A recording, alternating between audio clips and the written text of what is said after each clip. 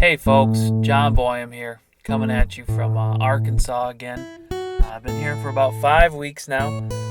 Still working, still plugging along, but getting ready to head home back to Minnesota here for a while. I'm wrapping stuff up here, and actually I know that I'm a week late on the podcast, and I apologize for that. But last week I found out some news.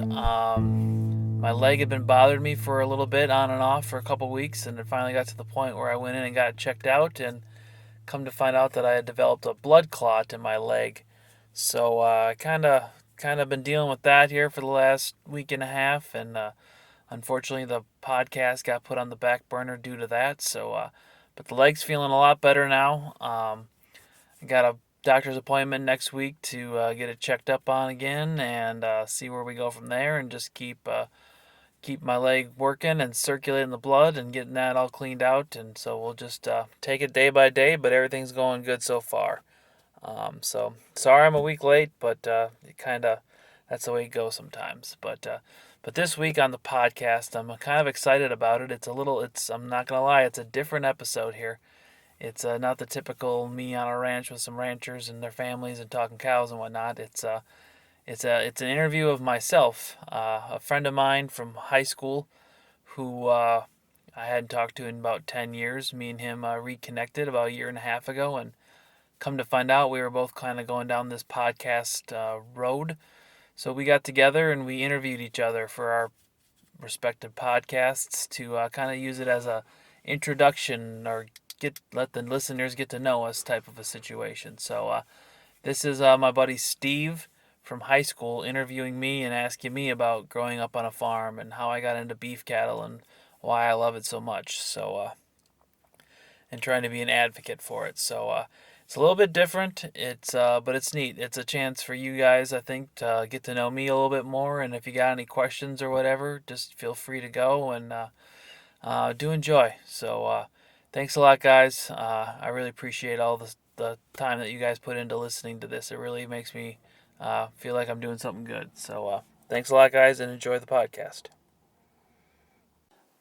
People want to know where their food comes from, and I want to be a source for people to come to figure out where their food does come from. I want to introduce every beef producer to every beef consumer.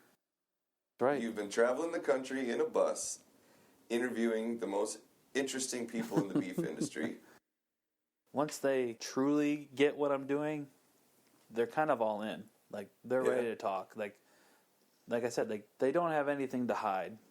They're doing things to make a living, to provide for their family, but to also make a good product for the country, for the world, that they would feed themselves. Like, they would feed that product to their kids. Yeah. They would feed that product to their grandkids. It's a no thank you business. We're going to give your listeners a chance to really understand John and why he's the man for the job. Let's do it. So, John Boyum, you already came into this with a wealth of knowledge as a cattleman, and now you're going to soon be, you're the World Wide Web or the nationwide web of beef.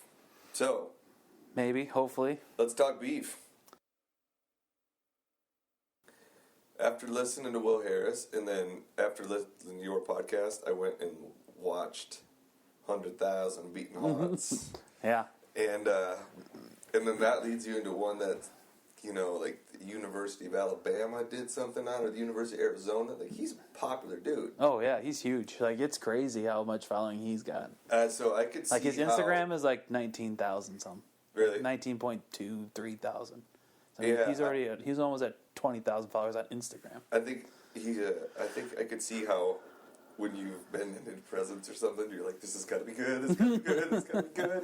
Well, I mean, because I went there for, the podcast is Let's Talk Beef, yeah. and I had learned about Will like 3 years prior. Like I read an article about him in a magazine because he's got so many chickens. Okay. Like the bald eagle population picked up because they're like he's losing chickens. He's losing like 80 poultry a day to bald eagles. So he's losing like $100,000 a year in chicken or in poultry because of the eagles. So he did this whole thing with like the FSA government and got like subsidies back because he was losing so much money from the bald eagles. Really? Yeah. So, in his 100,000 Beaten Hearts movie, he talks about the number of bald eagles, and I'm glad you brought that up because in my head I'm thinking, there's no way all them eagles are just there for the gophers. Right? Yeah. Not like he has a salmon pond or something. Oh yeah, no, they're there for the poultry because I mean they're just in the wide open. I mean and there's not somebody there protecting them. I mean the chickens. They have a perimeter fence, a little a little hot wire to keep raccoons and coyote like just for them to keep out. But like, how are you gonna stop a bald? You can't stop a bald unless you. No, he's cage got it. superpower. Yeah. He's got the power of flight. Yeah, so unless you cage the whole thing, which is... So, I mean, it's a perimeter fence of electrical tape, and then there's like 3 houses. So, I mean, the birds can go inside and get, in protection, but, they're outside just doing what chickens do. What bird, because he's got chickens, turkeys, ducks, guineas, geese. So, I mean, it's just crazy. Yeah. It's just nuts. So, like, I guess... What was he doing for coyote control? If I had to guess, this is a complete guess, I'm sure they're just opportunistic. Like, oh, there's one. Grab the gun and shoot it. Yeah. Like, I didn't... Did he have llamas? No llamas. Donkeys? I've heard llamas and donkeys Yeah. are great. They're good. I mean, yeah, I've heard they're good. I guess I didn't see any of those. Maybe. I don't know. But... The world is so topical. Right around the time that you had listened to the Will Harris one, I saw a movie on Alaska Air as I was flying down here called The Biggest Little Farm. Okay. Have you seen it? It sounds familiar. It is basically a Hollywood production of people in California who created like the Will Harris model. Mm-hmm. And so they took this dead avocado farm, 45 minutes out of LA, and got investors to do this documentary project, and it's an 8-year cycle of the farm going from I have not seen when this. they show up, the first it's Hollywoodized, but anyways, they show up and they try to throw a spade in the ground and it bounces off the dirt, right? And they get a hold of a guy who's, I don't remember what his name was, but he's the world's consultant on this polyculture thing, and he comes in and says your soil is dead, and then it starts with ripping out the old stuff, improving the irrigation, and then like Will said, like I grow microbes, and they grow grass, and the grass grows the beef. It's all a cycle, 100%.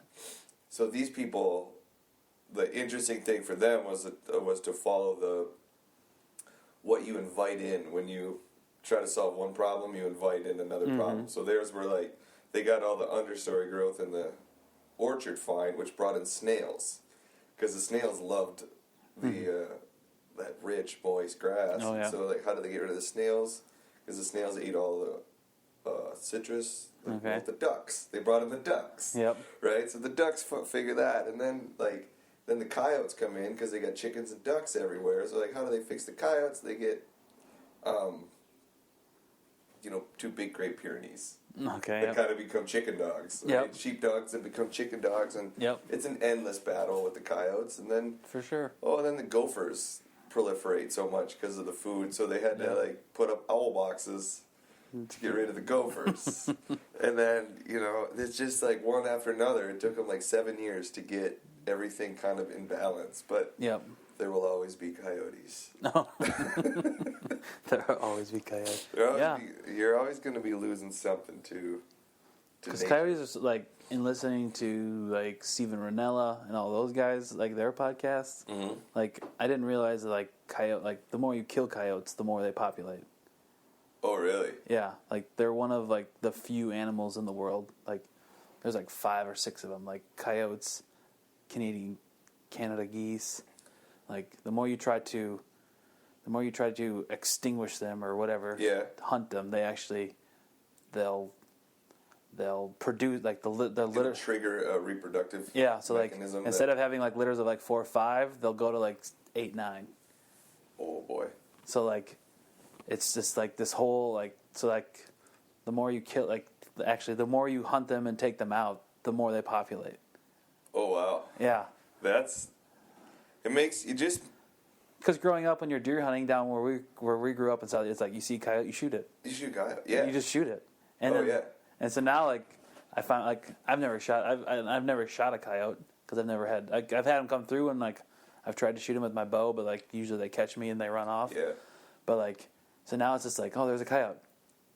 Maybe I shouldn't shoot it because if I shoot it, it's probably gonna, this new idea creeps into my head, like, so it's weird, like. It really is. The one who'd have an interesting opinion on that is Eldine.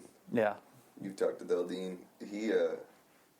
We spent a lot of time hunting out there, and I think he just had to come to terms with the fact that we just weren't prioritizing coyote hunting. Well, like if we could do something for him, we would show up and we would shoot does because there's so many of them. They're eating his crop, and we would kill to spend all of our time shooting coyotes. Yeah. And so one day, in fact, that buck right there that's sitting on the floor, this little antler, that buck means a lot to me for the reason of this story. We'd spend all of our time trying to shoot big bucks out there. Yep. And he'd get mad. He's like, it used to be you'd come out here, and you'd shoot a doe the first day, and you'd kind of eat on her and hang her up in camp and kind of eat on her. And, you horn hunters, you don't ever kill anything, you know? And so one year there's some truth behind that. Yeah, no, totally true. And so one year I went out there and that buck walked by and he's goofy. And everything, like this moment of clarity came to me and I was like, you know what, that buck's never going to grow to be a huge buck. Mm-hmm. And he's right there in the stand, like, I'm just going to shoot this buck. And like everything came clear. So I kill it.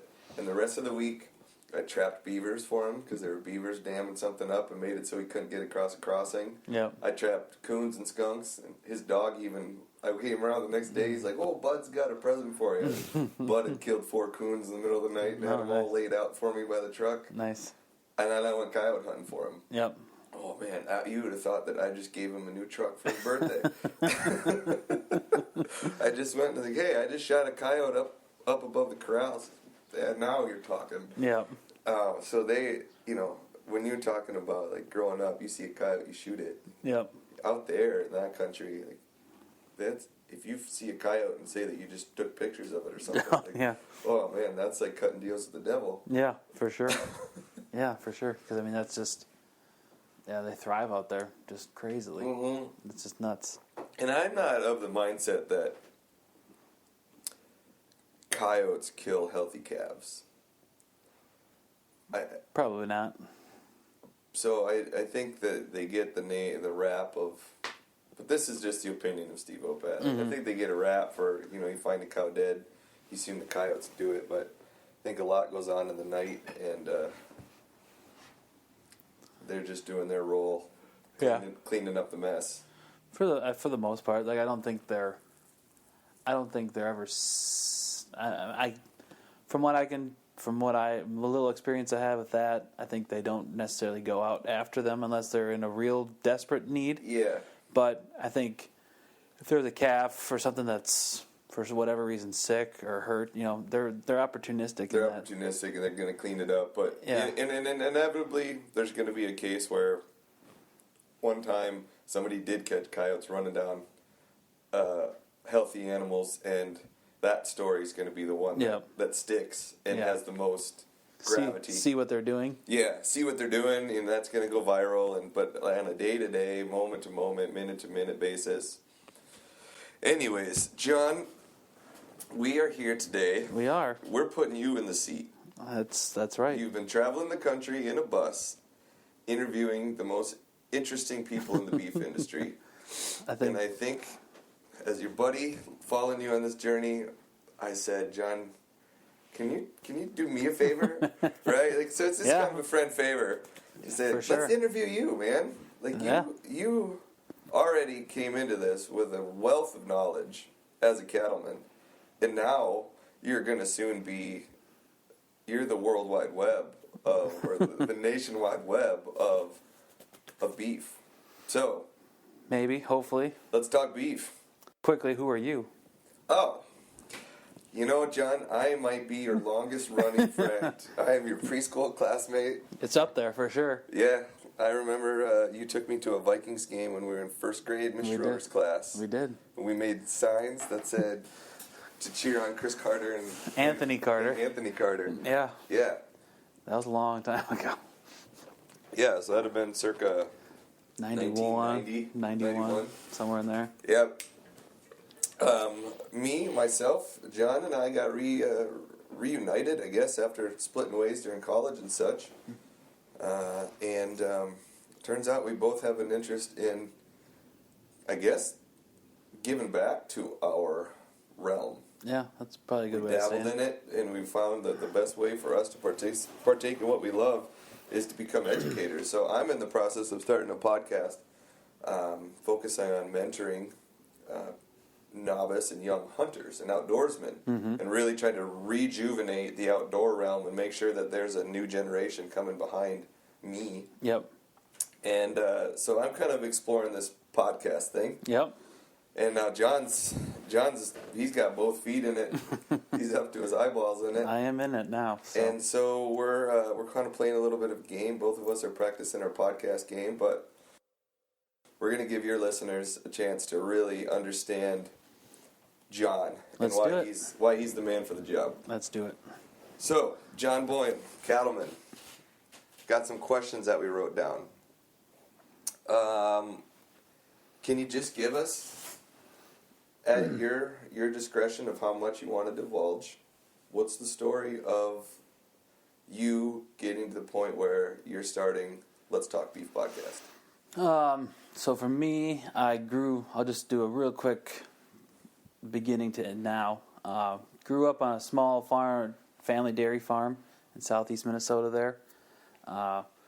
After graduating high school, went to a community college for a couple years, played a year of football there, and then from there transferred up to the University of Minnesota, where I was studying agronomy, soil health type of deal. That was kind of where I was going. That's where I thought I wanted to get into, was agronomy and stuff like that. While I was at the U of M, I kind of joined the livestock judging team on a whim. Just did it. I don't know really why. Cute girl there? No, it was just like, actually the new coach was the new professor, and the first day of his first class, I sat and it was a girl, but we were friends, and we was like, let's go sit in the front row. So we went down and sat in the front row. So then we just started kind of talking with the teacher and kind of became buddies with him. And he's like, you guys should try the judging team. So why not? So I did. And that's where I started getting into the livestock side of it, the hogs, the sheep, the cattle. And that's where I really, really figured out that I really like beef cattle. Like that just enticed me to no end. Like I just loved looking at cattle, talking cattle, genetics, all that stuff. So that's kind of where it started there. And so then I took an internship at the USDA Market News. So that took me to Louisville, Kentucky for a summer, and then St. Joseph, Missouri for a summer. And then when I got done with that, I actually moved back to Kentucky. The roommate that I was living with worked for a semen company. So I got a job in the same semen company as he was. So he took half the state and I took the other half, and we were selling semen throughout Kentucky. And I was there for just over a year. And then I moved back to Minnesota at the end of 2010 and was just doing odd jobs. And my dad had bought in beef cattle since then, so we were kind of dabbling in the beef cattle end a little bit there. That's when I was starting to get into it big time. And then in 2011, we bought my great uncle's cows, so we went from like 30 cows to 130 cows. And then in 2012, my great uncle decided to retire from farming, and so my brother and I took over his operation. So I found myself farming in 2012, which was a great year to start. It was $8 corn and $18 soybeans, so it was just like, wow, this is pretty nice. This is growing money. But then since then, it's been a slow decline in the economy in that way of prices and whatnot. And so in 2018, my brother and I came to the decision that it was better for us and our families to get out We didn't own any land, so it just didn't make sense to go continue on acquiring debt for operating costs with where the corn and soybean market was and such like that. So we got out, and it wasn't an easy decision by any means, and it wasn't a popular decision by any means either. But I deeply feel that it was the best move for my family at the time, and we're just plugging along. But that's the idea of the podcast has been there for a couple of years. I'm a big podcast listener, but just never. There's some agricultural podcasts out there, but none that really just drew me in like the what I was really looking for. So that's kind of, so my wife's like, well, if we're not doing this, let's try it. And so we did. And now I'm here. All right. So can you describe then what it is you're looking for? What am I looking for?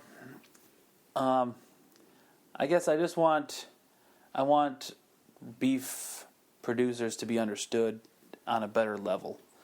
The plan has been changed many times already, and I'm sure the plan will change many more times in the future. But that's kind of the goal right now, and we'll just it's right now. It's with the podcast and just going to the ranches and hearing their stories from them, and and that's what it is right now. And it's very early in in the beginning of it, and we'll just see where it goes.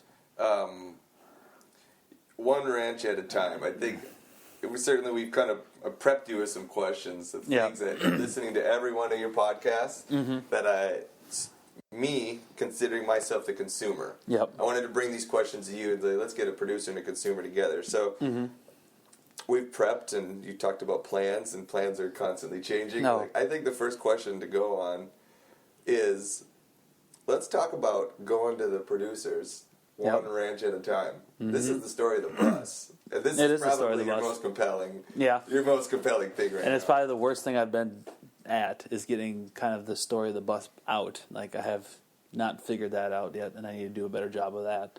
Oh, it's riveting. Guys, John, again, good family skill sets. He found one. He's got a brother who's a diesel mechanic who could say, this is a good machine. Yeah.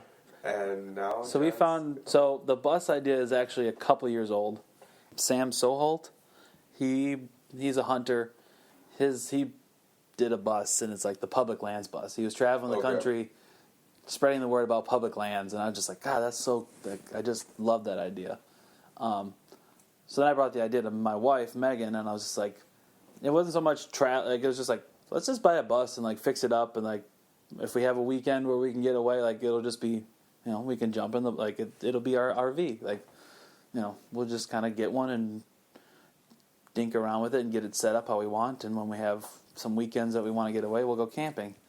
And so like that was there for like a year and a half, and just never developed into anything. So then my brother and I decided to get out of farming aspect of it, not agriculture. But so then the idea of the podcast, and it's like, well, let's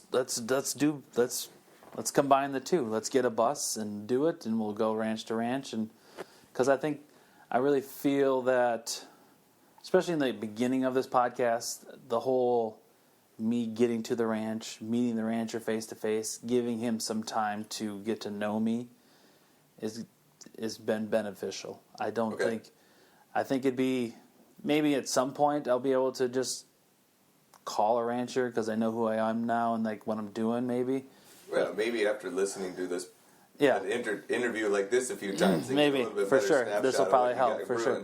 But I thought a huge aspect of it was getting the podcast, me and the producer face to face, and not just because I think, and I mean it's not their fault. I mean ranchers they're suspicious of somebody coming out of nowhere and asking them questions.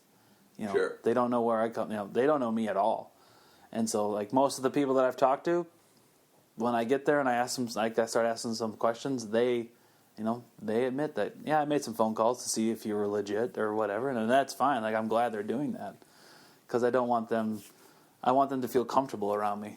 Sure. Yeah, I don't want to, like, go in and be pushy and then at the end of the day, project them in a negative light, which I don't want to do at all. I think it's just... I'm curious about this, that protective nature of them. Mm-hmm. One, I could see that it's as simple as just, it's your family land and your family farm. Mm-hmm. You protect your space, Yep. right? It's natural, primal Yep. instinct. And two, I'm wondering how competitive are the ranchers and the farmers in say a county of this side to this side, this side to this side. Mm-hmm. Are you protective of thinking that somebody's coming in and like getting your trade secrets and you're giving it away? I don't feel like, maybe in some aspects, maybe if there's some sort of beef between people. There you go. Look at that. I'm going to be full of puns today. Get ready, guys. I'm very punny myself. This might be if you don't like them, it might be the time to tune out. Yeah. So it was just, I don't think so. I think it's just, the way things have been going, like, I don't know if you know about the Fairview thing a couple months ago. Some undercover people, people coming in with undercover cameras and exploiting things and showing things in negative lights of agriculture. Other producers see that, and they're, if you were to go there and ask a rancher or farmer, they'll show you pretty much everything. Mm-hmm. I mean, they're going to show you. They're not scared of what they're doing. But just the idea of somebody coming in and sneaking around and do like that, just, people. Because if somebody comes in with a camera and videotapes it, they can edit it how they want to edit it and make it look way worse than what it is. And I think that's what it makes people nervous. Because, they're literally taking care of these animals. They're taking care of this land, and that's their life. Yeah. And if some person off the street comes in with a camera, and then a couple months later they lose everything because of this whole scandal or something, somebody shows them in a negative light and it blows up, that would just destroy these people. It's not okay. It's not. It's really interesting. I'm going to take you into a conversation I had just 24 hours ago, working on building my podcast. Mm-hmm. And the team that I'm working with, guy who's got his own, we're working on pitching to a conservation organization. Mm-hmm. And he says one of the incredible things about podcasts is what you experienced when you interviewed Amanda Radke. Mm-hmm. Is that you can spit them out, you can turn them out right away. Meaning, when she had this thing with Ellen, mm-hmm.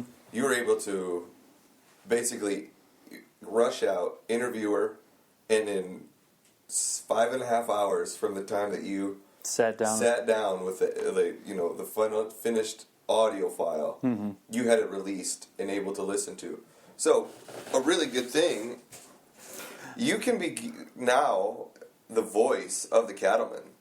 So when something like this comes up in the future, and somebody's been had or tricked or whatever it is, and there's a riff in the community with a big following, you can literally tap into these people and say, "Hey, tell us the real story of what's going on." Yep. And because you're right, with video, they can manipulate that story any way they want. Yep. But you can't really take an hour conversation, mm-hmm. and you'd have to be really good to chop it up. Really good. This is live. This is the voice of the cattle producers here. So you can tell the real story, and people can listen to it and have a place to go that they trust. Yep. And I've really experienced that. You're carrying the hashtag Know Your Rancher. I didn't start that by any means. It's been out there for a long time. So I just added to there. I can't take any credit behind that one. Okay, well, you've done well to use it. Yes. Because it's really interesting. Yeah. I think you've released 5 now? 6. 6. So you've released 6, and you've gone, you've got Minnesota, South Carolina, Montana. Georgia. Montana, North Dakota, Wyoming. Yeah. So South Dakota. I'm already versed in 5 different atmospheres or mm-hmm. climates, and producing cattle in them and what they're capable of doing. And I am a more educated consumer. Well, good. Which is why I have questions too. Yeah, that's for sure.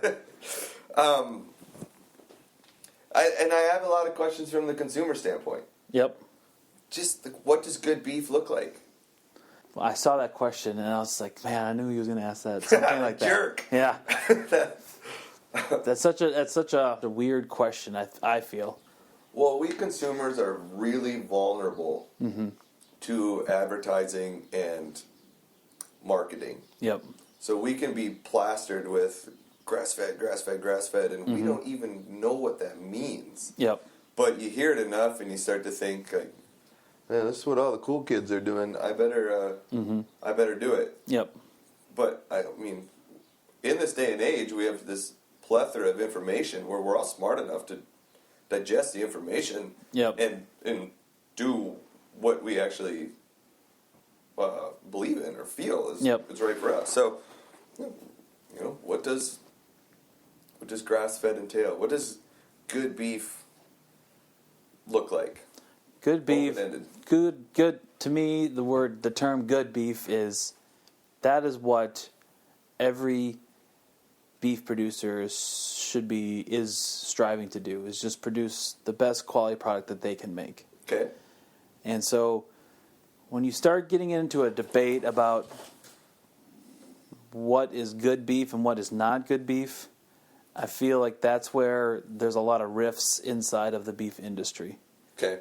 Like, we've talked before about hunting. Yeah. Like, there's the community of hunting, but then inside the community of hunting, people are fighting because they believe one thing or another. Yeah. And it's the same thing kind of in the beef realm. Like, say you're a grass-fed producer and you just, for some, that's how you want to do it, that's what works for you, and that's great. Like, I have nothing, but then you shouldn't be going around and then bashing the conventional guy. Okay. Like, you're on the same team in the sense that you are producing beef for the public to eat. And you are trying to do it the best possible way that you can do it.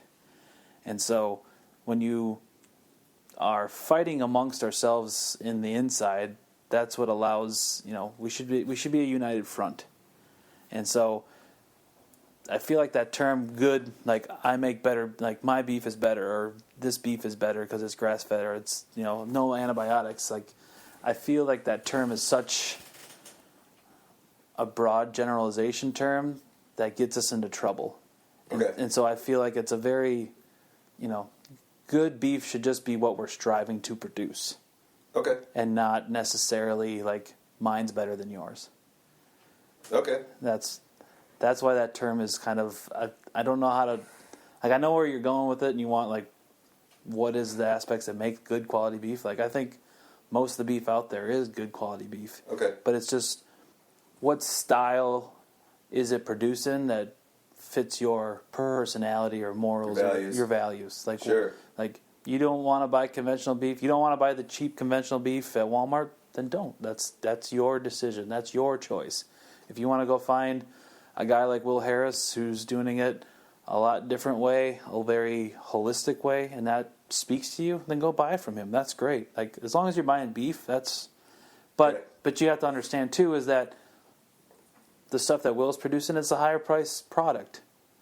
Yes. And not everybody can afford that. Right. So you need both sides of it for people to be able to get that protein. I think something that spoke to me when you and I just were having our first talks about what we had going on. Mm-hmm. You could see the frustration you spoke in what you said about, like, this whole, like, no antibiotics thing. It's bogus, Steve. Like, no farmer wants to do this because, one, what was it? There was a couple reasons. One, like, antibiotics cost money. It costs money, yeah. So if I can raise my cows in a healthy manner to where I don't have to spend more money to produce them, we are businessmen. Mm-hmm. Like, we make money between what we sell them for and what it took to grow them. So if we can do that, if we keep those margins, margins wider. Yeah. So any businessman can speak to that. Like, I get that. If I don't have to inject them with money, I'm not going to inject them with money. Yep. I wrote down the question as you were talking. Like, all right, let's flip it. What does bad beef look like? And bad beef, to me, looks like a bad business. Like, nobody's out there trying to raise bad beef. No, yeah, nobody's not. Like, you're trying to, I think most beef people that have beef cattle in one way or another like realize like the end product is beef, like that's what it's gonna be. So nobody's like, I'm just like, I feel like there's nobody out there like I'm gonna try to make the worst crappiest stuff out there. Like that just doesn't make any sense. Sure. So like yeah, it's but you can overdo it. There's always things that you can improve on. There's things that you can do better, and the mindset of the consumer is changing, and so the beef industry has to be ready, willing to change with that. But then it's on the other side of the consumer's got to be willing to allow the producers to catch up. Like you can't change on a dime. You can't take a conventional operation and turn it into a grass-fed operation overnight. Like it just does, or an organic. Sure. It doesn't happen overnight, and it costs so much money, and just the way. So it's just there's got to be. It's got to be compromised both ways. Gotcha. Like they said, a good compromise is that both of you come out of it feeling that you didn't win anything. Yeah. Yeah. So like that's. I certainly know. I feel better like hearing that. Like all beef is good beef. Yeah. Now, here's a lesson that I learned. I'll tell a quick story, and then I think it's going to tie right into the questions I had. Yep. This is me hanging out with Eldine Flynn. Okay. Who somewhere down the line, you guys. There'll be a podcast. Yep, I've done. Yep. I love him. He's like a grandpa to me. And one day I'm coming in from hunting. Yep. And I see a cow that had drop foot. It was sick. It was injured or sick or something. Yep. And so I'm just doing my job to maintain a good relationship with the rancher and say, hey, Eldine, as I was walking in from this pasture, I noticed this cow. She's dragging way behind, and, this is what I saw. He says, well, she's probably got this. I suppose she'll probably be in your coyote bait pile the next day. Mm-hmm. And I said, well, if she's just gonna expire, I'm out here hunting for meat. If you're just gonna dump it, I'll take the cow. Yep. And he looked at me and said, Steve, we don't eat that cow. Mm-hmm. And I don't want to paint this in a wasteful light, but I realized I didn't understand the function of the community of cows that he had. Yep. Meaning this was like an 11-year-old cow. Her job for the last, now I know this, her job for the last 8 years was to raise calves. Yep. Was to produce calves. And the steers go to sale. Yep. And the heifers stay on the farm and produce more calves. Yep. So, now I know this. Not every cow is built, starts the same, but they don't have all the same fate and the same role on the team. Yep. So, give me a little bit of what makes good beef in terms of the cows on the team. Do you get that question? Essentially, I know good beef is the steer that when he came out, they decided he wasn't going to be a bull for breeding. Yep. And they said him we're going to fatten him up for market, and those are your prime steaks. Mm-hmm. And when that 10-year-old cow that's been out in the pasture for the last 8 years, when she's no longer producing calves, she goes to McDonald's. It gets ground up. That's she probably gets ground up, or she goes into the cheaper cuts for sure. She's just, it's still it's an interesting question. Did I set this up for failure? Well, no, but it's just it's it's like anything. We're talking about good beef, and I said all beef is, everybody's striving to make good beef, but at a point, a cow gets older, so it's just the law of time. As she gets older, just the quality of the meat's going to go down. It's like an older deer. The meat just gets tougher and harder and strong. So it's going to go into a different realm of things, and it's hard. So she's going to go someplace, like you said, she'll probably get ground up, or I don't know, dog food or something. Sure. She's not going to get wasted, but she's just going to go through a different process. Yeah. And so it's at what point does that cow cross the line of going from edible really goodness to not so goodness? Is that kind of what you're looking for? Well, I think I'm more, from a consumer standpoint. Yep. The lesson that I learned was good beef. If you want to mean a prime steak, is going to come from a cow, like the steer, Yep. who's been kind of, and when it came to the fork in the road, Yep. he went left. And, like, we're going to prime him to become prime cuts, right? Yep. Good steaks, prime rib, Yep. right? Like, this is how we're going to, Okay. we're going to kind of grow. And this cow goes to, like, well, she's not going to be prime rib, Yep. but she's going to produce Yep. 24 prime ribs in her life because she's going to make Yep. 6 steers or, Yep. So that's more. So now you're going down more of a genetics, something like that. Like, what is that cow? What is her characteristics of herself that's passing? Passing on those good genes. Because it's not necessarily like everybody thinks a steer. Like, there's a lot of heifers that get fed to and get slaughtered and eaten. Okay. So like, it's not just Good to know. See, that's something Yeah, so it's not just the steers. Like, because you have, like a free martin. Ever heard of one of those? Nope. That is a free martin is a twin. So if you have a female, so if you have twins and one's a boy and one's a girl, Yep. that heifer is called a free martin. Okay. Because she has a 91% chance that she will not reproduce. Whoa. Yes. Whoa. Yes. Ah, see, this is the stuff we don't know. Yes. Yeah. So when that cow has twins inside of her and Yep. they're developing, and if there is one of each, so Yep. if there are 2 heifers, it's good.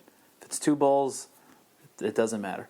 But if there's a bull and a heifer, the reproduction organs of that heifer do not develop correctly because the cow's body assumes that they're both bulls. Really? Yes. Okay. So that heifer will come out and she'll be perfectly healthy, perfectly fine, but she has a 91% chance that her reproductive organs won't develop correctly because when she was in the womb, the cow's body thought that they were both bulls. Interesting. So you can't breed that cow. Right. So she goes into a feedlot or whatever and she gets made into beef. Sure. So it's just, there's lots of... So it's not just steers that go into feedlots and get fed out. It's both. So Okay. it's just there's just different situations and different scenarios that come about and your programs and how you do things. So it's not just the steers. Got it. I think that helps. Yeah. That helps me. I mean, I'm ultimately just picturing myself with some sympathy for the beef consumer that's standing behind the counter at the market. And by the end of this podcast, I'd like to do 2 things. I would like to establish you as, like, just let people know that you are a knowledgeable cattleman who doesn't know everything and knows that he doesn't know everything. I do not know is on everything. a quest to go around the country and say, this is what I don't know, and this is what I'm learning, and this is what I'm teaching you guys as we go along. Yep. And the next thing is on my part, is to have some empathy for the person who's on the other side of the counter buying beef, and just wanting to know 3 good questions to ask or to evaluate when buying beef. Okay. Maybe, right? Just like how to look. Maybe without a visual, we're not going to be able to say, like, you can look at something and be like, that is a good looking steak. Yeah, and that's a hard question because it's so personal preference. Sure. It's so personal preference. Like, but at least I will know a little bit more about the process in the industry, and I'm not going to be so vulnerable to propaganda. Yep. To where I can be an educated consumer and say, like, I now have this huge breadth of options available to me that work with my values. That these cows are all healthy cows. Mm-hmm. And you can advertise them as this and this and this, but, like, really what I know is, like, I'm going to get a good product. I'm going to be happy with this. I can be comfortable eating this and know that I'm not supporting some kind of corrupt, whatever operation. Cool. Yep. Let's keep working towards that. You good? Do we need battery check? Anything? We're still good. Okay. It's just... Where do you anything I've said that makes you want to go on a discussion? Nothing yet. No, we're good. All right. Well, then, let's go down to the next list of questions. I have 2 questions. I'll let you choose. Okay. It was, as you're going around the country, how do you approach your conversations with the guests? Ultimately, what are you trying to get them to say. Yep. The other option would be, can you explain the current cattle process, starting with, a calf is born. Yep. This is kind of where it goes to get to your table. Okay. We can do that one first since we just talked about the beef quality and stuff like that. So you're gonna have there's different sections in the beef industry. There's a cow calf, which is where you own the cow, you're producing the calf. There's lingo for us, the cow calf. Okay. Cow calf. So I'm a cow calf producer. We own, me and my brother and my father own cows together, and then we produce the calves, and then we take those calves and sell them at some point. And then you have the feeders, which is the big feedlots where they're finishing the cattle to go to the packers at the end of their life to be processed into all the different things that they get made into. And then in between, you got some different sections. You got backgrounders, which are, so once a calf is weaned from its mother, then usually you can background them for a while, meaning you have them, you're kind of training them. It's almost like you're training them to know how to be in a feedlot. Okay. You're teaching them how to eat out of the bunk. You're teaching them how to drink water out of a waterer, and you're taking responsibility for that learning curve. Okay. There might be hard times with this one just, and after weaning, there can be sickness and stuff when you get them kind of in, because usually you're weaning in the fall, so depending on weather, there could be really health issues. So if you want to we background our cattle for 2.5, 3 months. Really? Okay. So we'll bring them into our facilities, and we'll have all the calves together, and we'll feed them a TMR ration. So it's a TMR is a total mixed ration. It's a machine that mixes all the feed together. Okay. So it's like a blender kind of. Sure. So we'll feed them through the TMR for those 3 months. We'll add some more, so they start the gaining weight process, and they learn how to eat out of a bunk, and they just learn how to be in a group of cattle. Okay. And so then we'll background for 3 to 4 months, and then we'll sell them, and then they'll go to a feedlot. So so usually the more you can do, you can add more value to them. Okay. So it depends on what you're set up to do. Is that something you can advertise at the sale? That these cows have been backgrounded for 3 months? When you sell them at the sale barn, when we sell them, we'll take them down. They'll be the auctioneer we'll print up a little sheet of these are the vaccines they got, these are the dates they got the vaccines, this is what they did. These calves were weaned on October 28th, so they've been backgrounded now, and it's January 14th. So they've been background for 2.5, 3 months. These are the vaccines they've gotten. This, and then this is coming from Homefront Cattle Company. Blah blah blah. Yeah. And just kind of do a little spiel about us. Sure. So then people know where these calves are coming from. Sure. So you've got the cow calf is just the cows and the calves, and you can, once those calves are weaned, you can background them before they go to the feedlot. And then there's also stockers. So stocker cattle is it'd be calves that were born it's not, stockers is it's not too much up in the north here. It's more kind of down south where they got more grass, but they have more fall calving cattle down south. So then, say somebody in Kansas, in the Flint Hills, that's a big grass area. So they'll go buy 500, 600, 700-pound calves in the spring. Okay. And then they'll put them on that grass all summer. So those calves just spend 3-4 months just eating all that grass and adding weight to the grass, and then they'll take them, and then they'll start the process of backgrounding them a little bit, and then they'll go to the feedlot. So you're utilizing young calves to eat that grass rather than the cows. Is that economics thing? Meaning the grass is available, it's cheap, it's affordable. They own the grass and they don't want to do a cow. They don't want to deal with the calving aspect of it. Sure. So they'll just buy calves, put them on that grass to utilize the grass for that growing season, and then in the fall they'll ship them to somewhere else. Got it. So those are kind of the aspects for the main. I can't. And then there's different. And then if you're a seed stock operation, which is you're keeping heifers to sell as replacement heifers, or you're keeping them and you're breeding them, and then you're selling them as bred heifers. to replace old cows that people have sold off. Everybody's going to cull a handful of cows every year, depending on, maybe they have bad feed, maybe they have bad temperament, maybe they have bad udders. Like they're just old and they're done. Sure. And so they go. So now you need to replace them. So you can do that with commercial cattle, or you can be in the seed stock business, which is like purebred Angus, purebred Simmental. So there's that whole aspect, and that's a whole nother aspect too. Sure. Of adding more value to a cattle, because you've got the papers, you got the registration on them, you got like a lineage on them, and then bulls and heifers and cows. So there's lots of different realms inside of that world as well.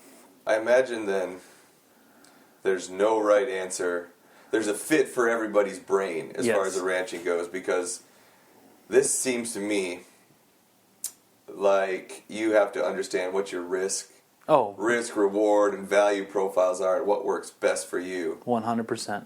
Because it's got to be. Tell me, is this pertinent? Do you think to your mission? Like, I'm just trying to say, like, how does the value work in those cows, or like how does, let's say, like follow the money for the producer? Mm-hmm. Does a seed stock operation mean you have less costs going into it? No, you'd have way more. Way more. I guess I don't have that right. So seed stock would be like you're putting on your own sale. Like there's a handful, like there's producers throughout the country, throughout the state that they raise purebred Angus cattle. Like that's what they do. And they have a bull sale every year. So they're selling, say, 100 bulls. So they put on their own sale. People come in and buy their animals, and then that's okay. So commercial guys will come in and buy. Some purebred people will, but some commercial people will come in, buy those bulls. They'll put them on their commercial cows to make that next calf crop to go through the process. So I was trying to think of a couple of the people that I know that have, they're as a hunter. These are landowners of mine, and they talk about their operation, and it's on years when beef prices are really high. Mm-hmm. I remember him going through this battle of it's hard to know what to do. You can't sell off all your heifers because you need them to breed, to breed them and reproduce, but also they're bringing a lot of money this year. Yep. And so that's where I was thinking, as a businessman, or stocks and bonds and investments and stuff, you have to figure out how do you... You can use it as both replenishing your herd and as an income. Like, say you have 100 cows, so on the average you're going to get 50 heifers, 50 bulls. Okay. And then, but say you're going to only sell off 10% of your cows. You're selling 10 because they're old, bad problems. So that means you only have, and say you only have room for 10. Yep. So that means you're keeping 10, and that means you have 40 left over to sell. So unless maybe you pick up some more pasture, so then, okay, now I can keep 25, and I have 25 to sell. Sure. So it's just, it's what do you have room for on your operation, and what quality, depending on how your quality of your heifer cat, say you have those 50 heifers, but say only 30 of them are of those 50, 30 of them, I'd only keep 30 myself. Yeah. To put back on my herd. So these 20 they're destined for the feedlot. They're just not breeding quality. They're too terminal. They got bad feet, just something. Ultimately, this is a business. You're looking at them you need to be able to do the job that you love. Yes. So sadly, though there are animal lives involved, yes, you got to look at them and say this is a cow that can take care of this family. She's healthy. Yep. She behaves well. Yep. Right? Oh, you're laughing, but that's huge. I don't know how many times I've had cows in the side-by-side trying to get me because I grab their calf to tag them, or they're, you're running around a truck because she's on your ass and you're just like, Jesus, and, they're jumping in the back ends of pickups. They're going, because they're protective, or you're standing behind the gate and she just comes up and whack and smokes that gate, and you're just like, if that chain would have busted, I would be in pain right now. It's and that, and that's where it's hard, Usually you have a really good cow, and then she's got that temperament, and it's just like, I hate to get rid of her because she's so nice. But if somebody, if that's my kid and she runs my kid over or something like that, like, you can't live with that. Can't live with that. I'm going to do this next statement with a little pause, so you can cut it out if you want. But I think it's kind of funny. I'm growing envious of beef producers because of your ability to groom your herd into a bunch of, like, healthy, behaving people. Like, just think what, like, schools would be like. If you could just ship off your misbehaviors. Oh, yeah. And they would just go away. Yeah. Or your kids or, like, your pets. Yep. But it's like you said, it's a business. 100%. Like, I love those animals like nothing else. Like, when it's 30 below outside, I gotta go outside and feed them. Like, it's, and that's, the going, a little bit of that disconnect is, the people that say that I don't care about my animals, well, when it's 30 below and they don't want to get up out of bed, they're not getting up. They're not coming out and helping me get up and go, how do you unthaw water at negative 30 degrees outside? Like, how do you get that to unthaw so the cows can drink water at negative 30? Like, you got to come up with ways of doing it. So it's like, so when people say, like, how can you love these animals but then get rid of them and sell them and let them go turn it into beef, it's not the easiest thing. Like, for me, I don't know about everybody, but for me, it's when the day I sell those calves, like, it pulls at my heartstrings because, like, I've put so much effort, so much time into those things. But I ultimately know that, like, I'm in this because I love the beef animals, but I know that I'm also making food for the world. Sure. So it's a give and a take. But, like, so, like, those 50 heifers, only 30 of them are breedable in my eye. So those 20 go there. So then you got those 30 to play with.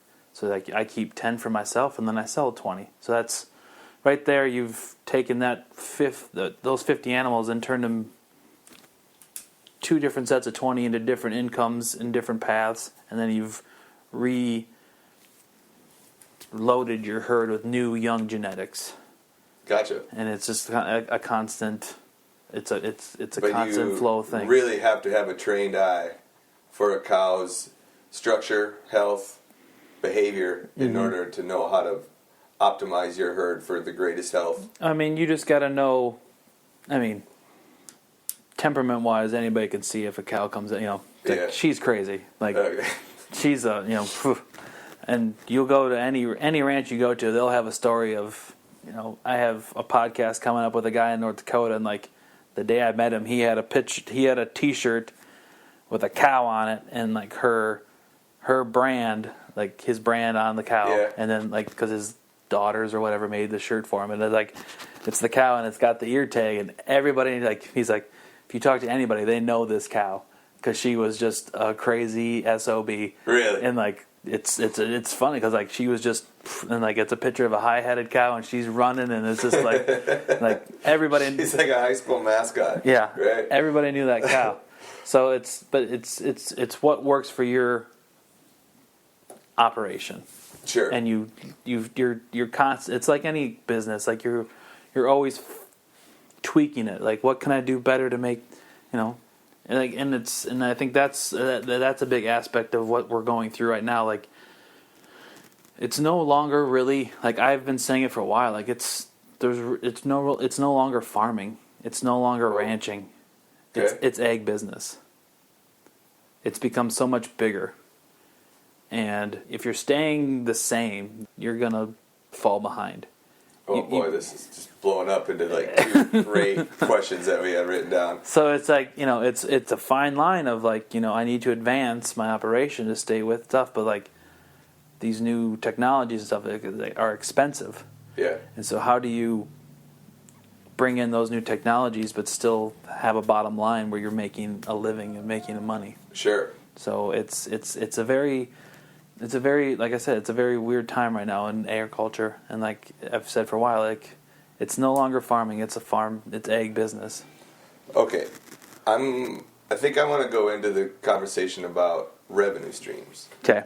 But first I want to ask, what do you think a rancher or farmer's threshold for a sick day is compared to a work, a corporate kind of? There is no quote unquote sick day. You might be sick, but you're going to do the minimal. Yeah. Like, I'm going to feed the cows, I'm going to make sure the waters are good, I'm going to make sure everything's alive, and then I'm going to go back to bed. I asked that question to paint the picture to the person who would challenge you and say you don't care about your animals. Yeah. Kind of as it was like, how many sick days I've had in the last? Yeah. I won't do it. Yeah. Right? I mean, that's probably what all the farmers that I grew up with, or guys like you, there's no. Yeah. I mean, no thing. Like we had a super cold day this last winter, like I think -50, like really bad, like one day. So like, and like at that point, like you just have to expect that nothing is going to start. Okay. Like the tractor's not going to start. Yeah. The skid loader's not going to start, and you need that stuff to feed the cows. So you got to plan. What am I going to do if nothing starts? Like, how do I feed them if nothing starts? Okay. So like we fed them. So usually we feed the cows like in the morning, like 8, 10, somewhere in there, like that mid-morning area is usually when we feed the cows. So it's like we're going to feed the cows now, like we normally do, but then we're going to come back at like 5 and we're going to feed them again. Okay. Like a whole like it's the next morning. Like we're going to feed them again. Okay. And then we're going to so we feed them twice that same day, and then we fed them we fill like the hay. Like usually we give them like 4 bales of hay at a time, and that lasts like 2-3 days. Okay. We're gonna feed them like 12 bales. So they got fed twice the day before, and they have all this hay.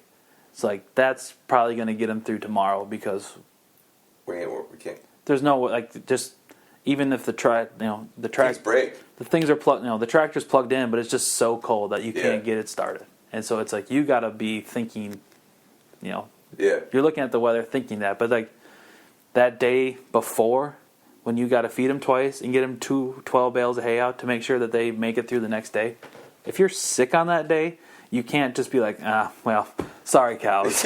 Like you're just gonna have to deal with this -30 day and then the -50 day on your own. Like it doesn't happen. Sorry, you can't do that. Like it's just you're out there. You feel like miserable. Like you're blowing snot. You're coughing. You're hacking. But it's just it's so cold that it just hurts your lungs when you breathe. But and then even on that super 50 below day, you still, even if, we planned for feeding them, but you still got to come and check the waters because they're going to be froze. It's -50 degrees outside. So so even though you plan to you've had a plan to get through the feed aspect of it, you still got to come out and figure out a water. And you're doing that every day. So there's no sick day. Like there's just a sick day for a farmer rancher is, oh yeah, that day I was sick. That's my sick day. You were sick, but you still worked. There's no calling in. There's no time off. But you still have, this. It's not in the book of secrets. No. You know this about the job, and you choose to do it because you love it. Yes. That's where you choose to, bet it all. And say, this is where I'm going to make my living doing this, and I'm going to accept these risks. Yep. I know the question I want to ask. Okay, next. go for it. Where do you think the biggest misunderstanding is from I got to lump them all together and just say the American, the average American, to the average rancher. Yeah, I think beef producer. Yeah, probably just that we don't care. Like it's not like you must not. If you're just filling them full of antibiotics, you're doing all of these things just to make money. Yeah, the end goal is to make money, but that's who has a job. Their end goal isn't to make money. Like you pick and choose your career, and just ranching, beef producing. That's not just a career. That's a lifestyle. Like you choose to do this every day. Like we were talking about being sick. If you if you're the type that's sick and just wants to lay in bed all day and not move and do that for 2-3 days, then sorry, you're not going to raise animals. Like you can't. Yeah. You're not going to be a beef producer. You're not going to be a dairy. Like you're not going to get up and milk cows every day. Like think if you were milking, like if you had to get up and milk cows 2-3 times a day, and like you're just, you're in the parlor and you're throwing up and just like that's just, that's I've been there. Like you're just sick and you're throwing up and putting milkers on and just that's what you got to do.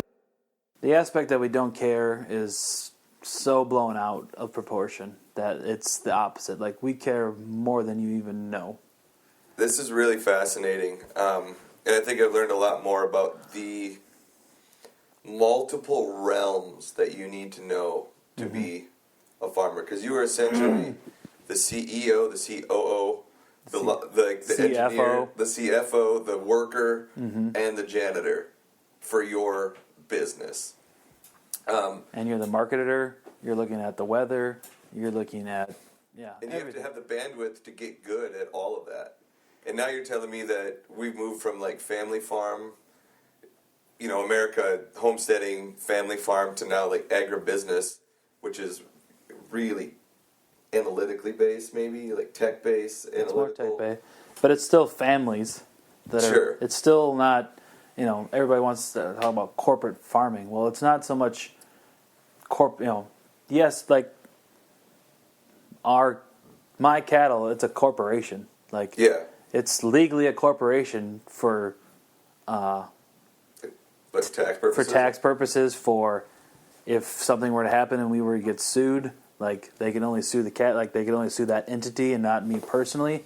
So like the term corporation is there, but it's not the corporation. It can be used as jargon. It's just jargon. So like these humongous, but like these bigger operations, they're basically family operations, and the reason they're getting so much bigger is because kids want to come back. You can't, if you're making, just for easy math, say you're making $40,000 a year on your farm. Like that's what you put in, that's what your quote-unquote salary is. It's like if your son wants to come back, are you going to now just split that $40,000 and now you're going to make $20,000 and he's going to make $20,000? Like, no, like it doesn't work that way. So you've got to... So now instead of making $40,000, you've got to figure out a way to make $80,000, so you both can have $40,000. Sure. So like, how do you do that? So, in one of the not the easy, but one is to just get bigger. So like you acquire more land, you become bigger, and by becoming bigger, you want to become more efficient. Whereas all that technology comes into place. So now you're spending more money to get more technology to become more efficient, so hopefully at the end of the day you can make that 80,000. This is so great. No, you have so much information in this. And now that you're traveling the country and meeting and interviewing all these just elite producers and people and icons, it's fresh in your head. So like I have the benefit of being here, seeing you like trying to get all this information into words. And you're just serving me perfect lead-ins for these questions I wanted to ask. I'm a segue guru. Yeah, I mean, the last one I listened to, for other people listening, just listen to his other podcasts. I mean, Will Harris changed my life. That was, and Kevin Yon, those guys with their southern accents, and kept calling John, say, please interview more people from the deep south. I want to get Kevin Yon on. I want him to call the Masters. I think he would be a great golf analysis. And he's only like 50 miles from Augusta, so I think it's perfect. It's perfect. Work it in. And find a way to sell some beef while he's there. Exactly.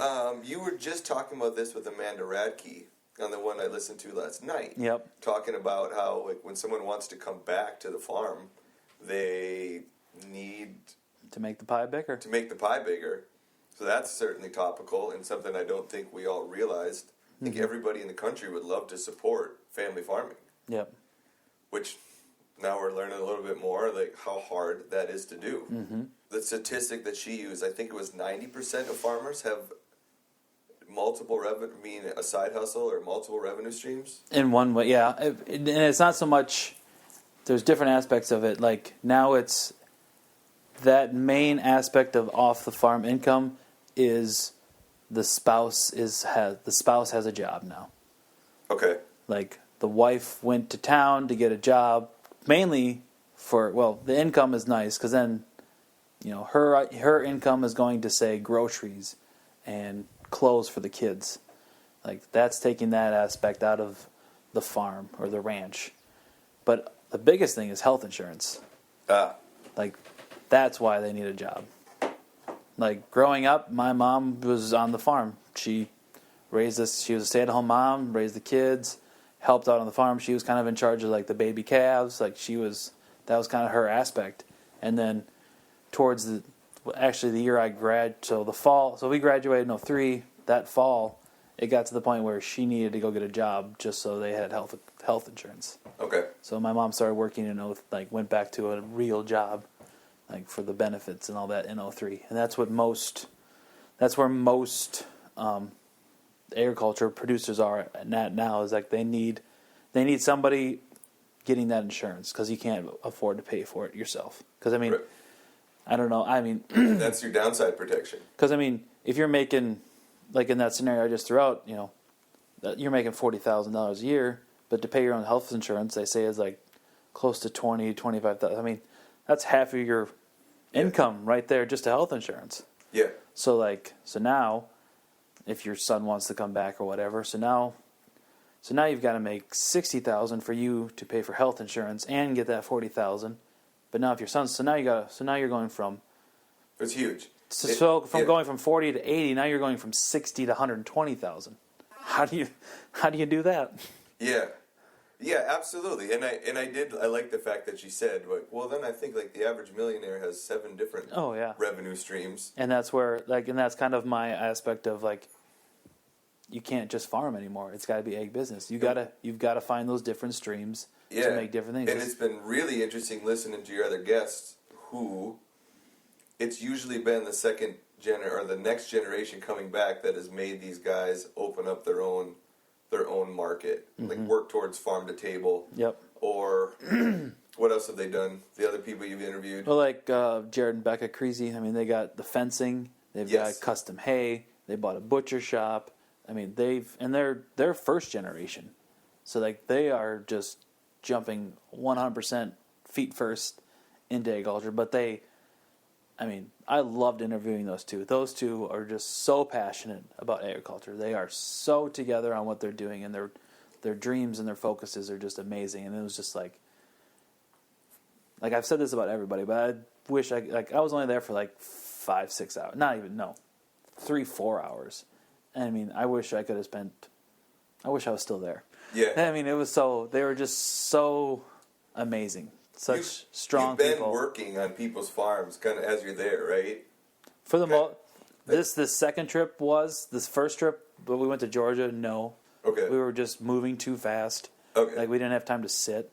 So, like, the second one, I've spent, I spent 4 days with Eldine. Okay. And then, I spent 2 days with another guy.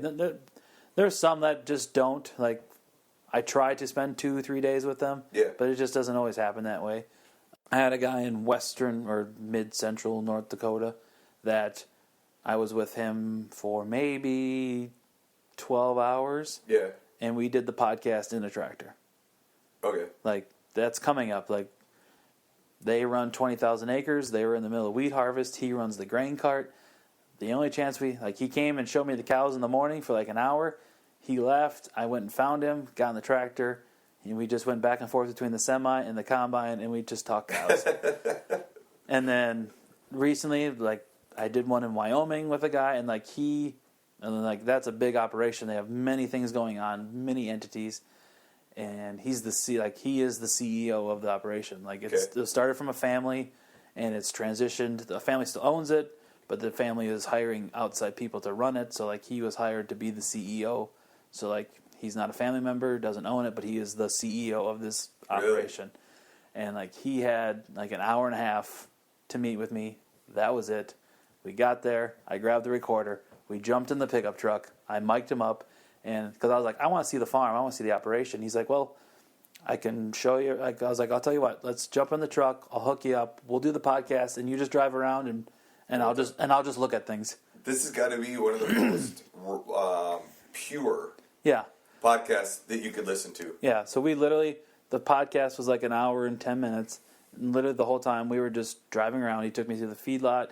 He took me up over this big hill with all the cropland and the irrigation, and there was mule deer everywhere. And then we went over the hill, and then they were chopping corn. And but the whole time we're talking about the history of the ranch. We're talking about him growing up and how he got there, and the operation now, and then talking about the whole time we're just driving around. I'm like looking at cattle and doing stuff, but we're having a completely different conversation. This is great because now when I listen to it, I'm going to be. I think I'm going to get plugged into the beef producer's realm, listening to these, just thinking of like how busy they are, the multiple facets, and just picture myself just taking a little drive in the truck and having a talk. It was like, I talked to the lady, and she's like, he can see you from, what was it, like 1 to 2:30. That's what you got. And so it was like, and I was late because there was road construction, so like we had to sit in the road, like the road that the ranch was on, it was being repaved. So I got there like 1:15. So like we had like an hour and 15 minutes. Seems like it says a lot about you that these people are taking their time. Mm-hmm. I think. Does it say that? One, it says a lot about you. Two, I think it says a lot about the feelings. Would you agree that the feelings that the producers are experiencing, and they're saying finally, like, this is a good voice for us to express? Yes. Once they truly get what I'm doing, they're kind of all in. Like, they're ready to talk. Like I said, they don't have anything to hide. They're doing things to make a living, to provide for their family, but to also make a good product for the country, for the world, that they would feed themselves. Like, they would feed that product to their kids. Yeah. They would feed that product to their grandkids. That's what they're doing. But they know that right now there's a lot of uncertainty with consumers, and there's a lot of challenges that are coming out that we need to face head on.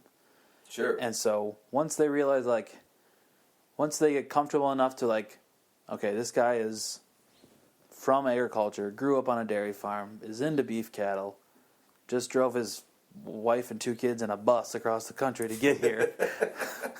All right, let's give him a shot. And most of them, like I said, they make a phone call or something just to check, and that's fine. I have no problem with that. I'm glad they're doing that.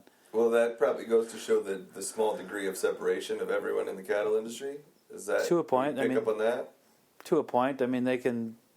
You can probably get to somebody some way somehow. You can find a connection some way somehow. How are you finding them?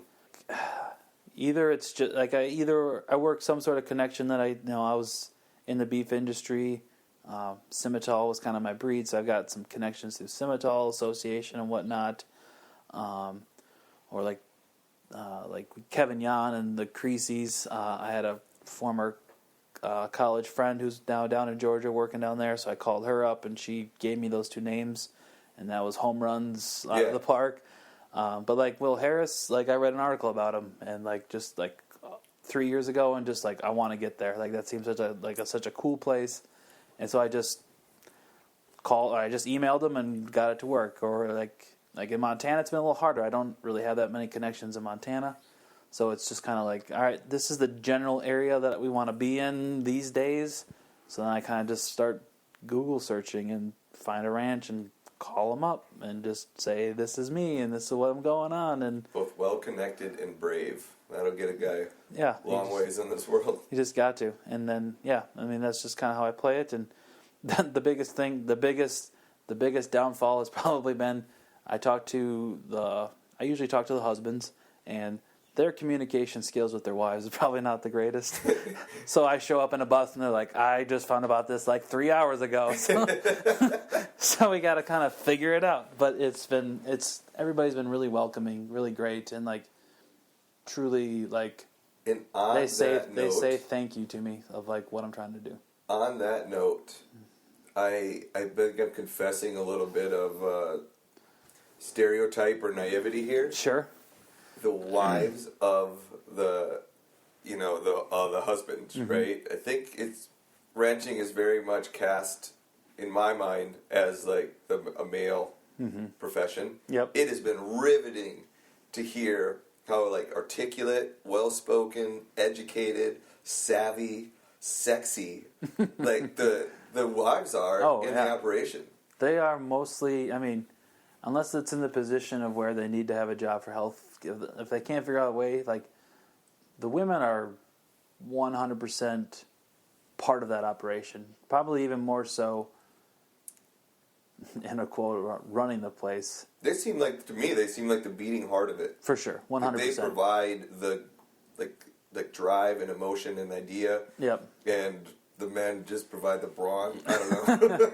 I mean, I did. You'll hear them ship wheel up in Chinook, Montana, and like Clint and Lori, like they were super great people. Loved them to death. They were amazing. We were there for 3 days, and like first day we went 3 miles in the mountains to round up cows off of mountains and move them, and then the next day we were working on a loadout chute and welding and digging holes and putting posts in, and the next day we were working calves and pre-conditioning them, and like she was right, she's right there on horseback, she's right there working, she's right there, she was working cattle, she was pulling hair samples for DNA testing and all this. Like she's the one that kept that place going by being organized and knowing what was the next step. And Clint, the husband, he's the breeding guy. He's doing a lot of the physical work, like you said, and he's making the breeding. But it's definitely a team operation, and it's amazing to see all that.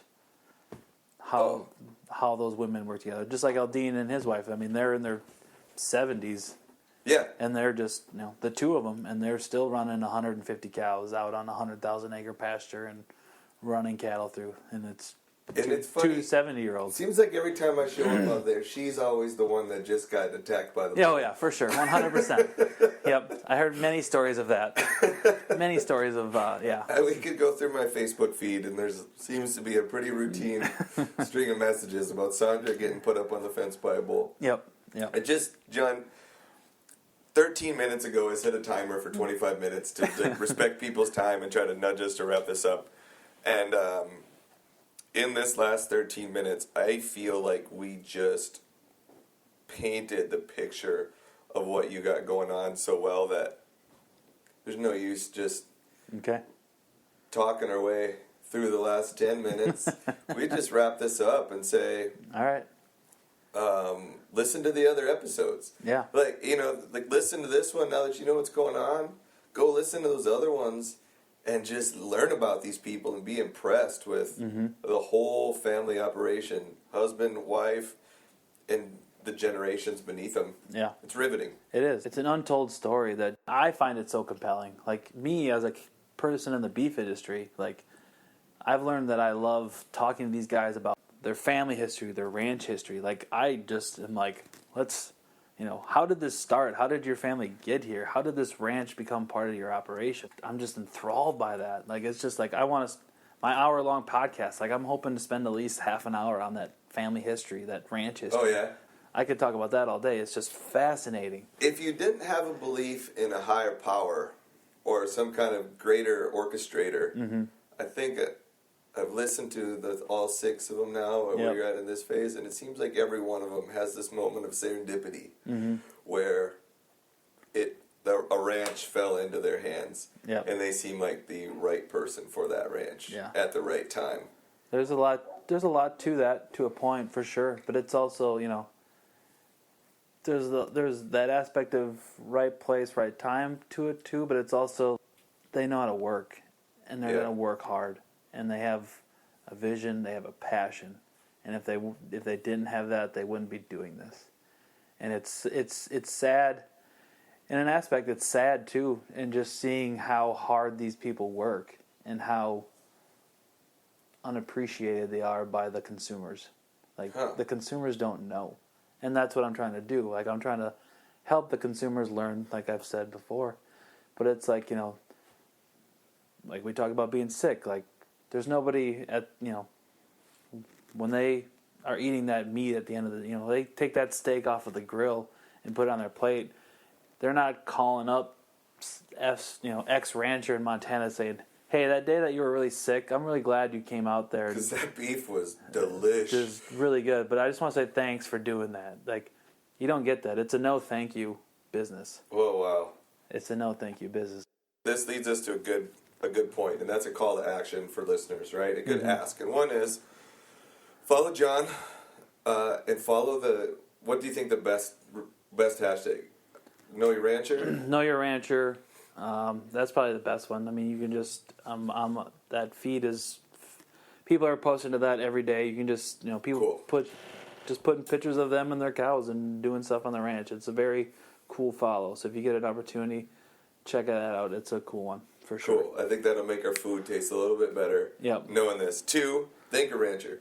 Yes. Right. They are working their butts off.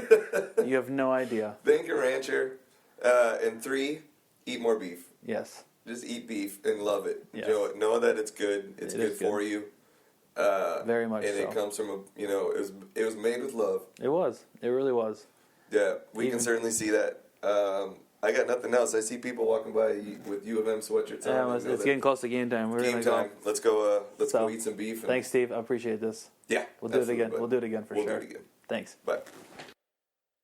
There you have it, folks. That was me and my buddy Steve. So I hope you enjoy it.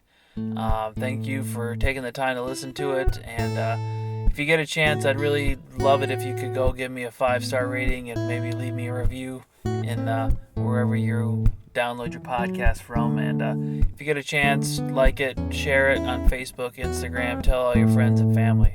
Spreading the word and letting people know that this is out there. I really means a lot. So thanks, guys, and have a great day.